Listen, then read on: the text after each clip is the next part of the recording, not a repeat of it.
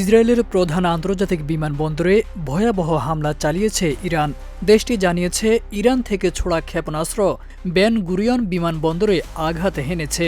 ৬ March আল জাজিরার এক প্রতিবেদনে এ তথ্য জানানো হয়েছে। ইসরায়েলি সংবাদ মাধ্যম জানিয়েছে, হামলার পর এখন পর্যন্ত ইসরায়েলি সেনাবাহিনীর পক্ষ থেকে কোনো আনুষ্ঠানিক মন্তব্য পাওয়া যায়নি।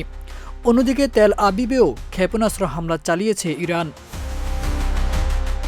লাইভে ফুটেজে দেখা গেছে তেল আবিবের আকাশে একাধিক ক্ষেপণাস্ত্র ছোড়া হয়েছে, তবে এ সময় সেগুলো প্রতিহত করতে ইসরায়েলি প্রতিরক্ষা ব্যবস্থার ইন্টারসেপ্টর সক্রিয় হয়েছে। ইসরায়েলি বিভিন্ন গণমাধ্যমের দাবি, এখন পর্যন্ত অন্তত ৫টি ক্ষেপণাস্ত্র প্রতিহত করা হয়েছে। তারেক আজিজ খান, প্রজন্ম ২৪।